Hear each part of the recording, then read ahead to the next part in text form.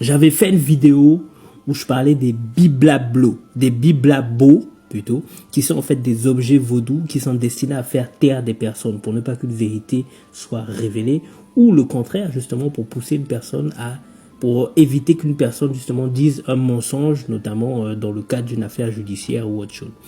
Et je vais vous montrer à quoi ressemble en fait un biblablo. Je vous avais plutôt montré un biblabo qui s'appelle Blabokyo, qui est celui. Voilà, c'était celui-là, tête de canard. Aujourd'hui, je vais vous montrer un autre biblablo, qui est aussi une tête de canard, qui est celui-là.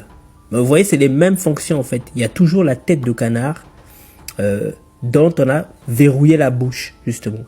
Pour ne pas que soit une vérité dérangeante soit dise, ou un mensonge en fait soit dit. Voilà. Donc, voilà, tout ça, c'est des biblablos. On appelle aussi, si vous vous souvenez bien, des ferme ta gueule. C'est où ici? Ferme ta gueule. Voilà. On les appelle aussi des ferme ta gueule. Donc c'est vraiment la même catégorie de fétiche vaudou. Hein. C'est vraiment dégueulasse. Hein. Je respecte ma culture, mais mon Dieu, ce que c'est laid. Bref.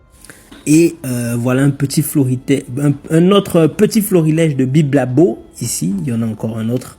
Toujours le même principe, vous voyez, le cadenas, la tête de canard et la bouche verrouillée. Faudrait quand même qu'il nous explique pourquoi le canard en fait. Mais bon, c'est pas grave. Ça, c'est une réponse que j'essaierai de chercher plus tard. Voilà, pareil aussi ici, toujours le même concept. Cadenas, canard, fil qui verrouille le bec, et ainsi de suite. Est-ce qu'il y en a un autre ici là? Non, là on passe à autre chose.